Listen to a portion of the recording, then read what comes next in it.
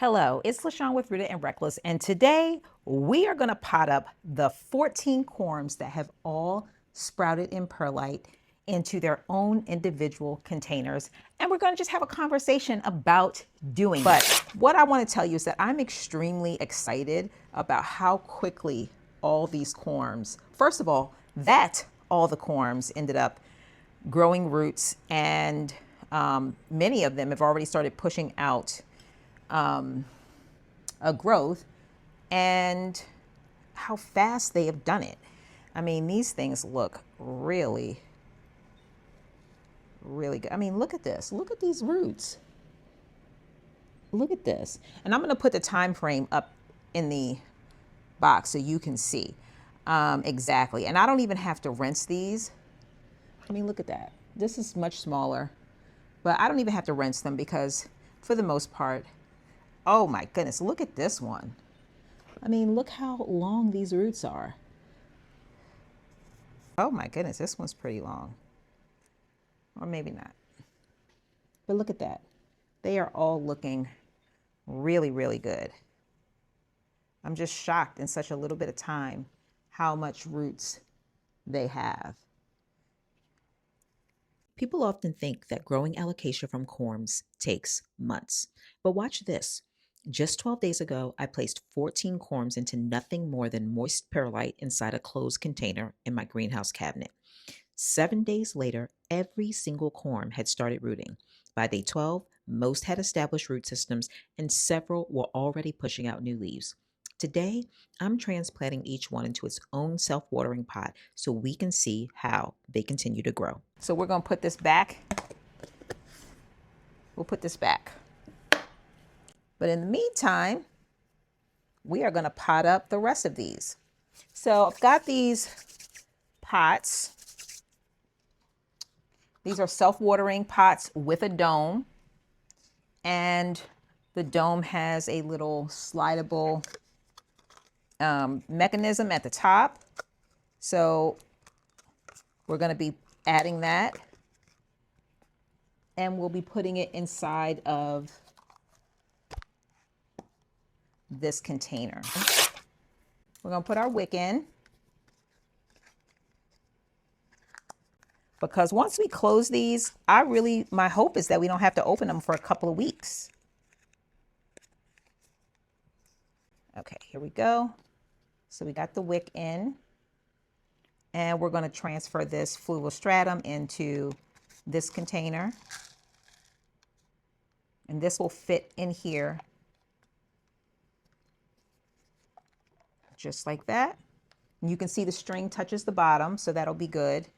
We'll add a little bit more. Oh, wow, that used all of that. Okay. So we got it filled almost to the top. So we got a little bit, and I don't need it to go all the way to the top. So we'll put it right like that. And I'm not going to do much to brush off this perlite.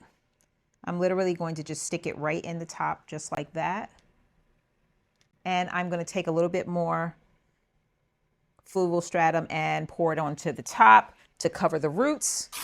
This is my first time working with this, and I've done a lot of research, and by research I mean watching videos of other people who have used this, and there is a mix of people that just use straight Fluval Stratum, and there is a mix of people that use a 60-40, 50-50, 70-30 split of stratum and perlite.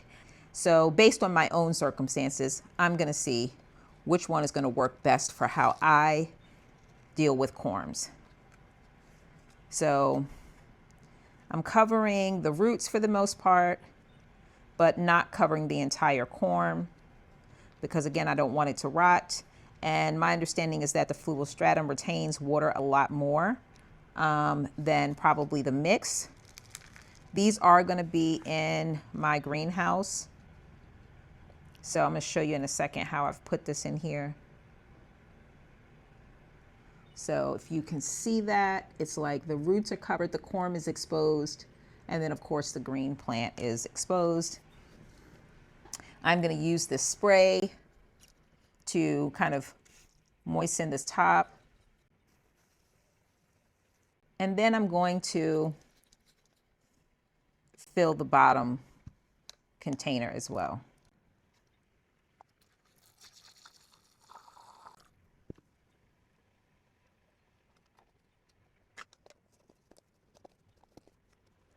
And I'm closing, and there we go.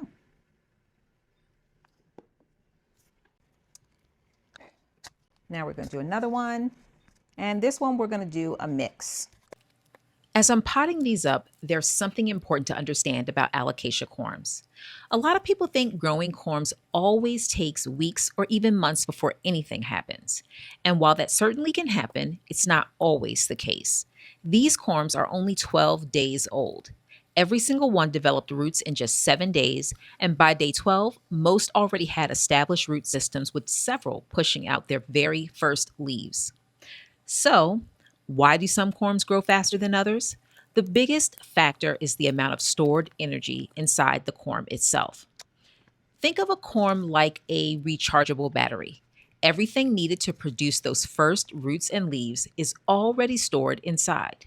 Starches, sugars, nutrients, and plant hormones are packed into those little storage organs, giving it the energy to begin growing before it even has a leaf capable of photosynthesis. The larger and healthier the battery, the longer it can power growth. That's why bigger, mature corms often produce roots and leaves much faster than smaller ones. Size isn't the only factor, though. Corm maturity also plays a major role.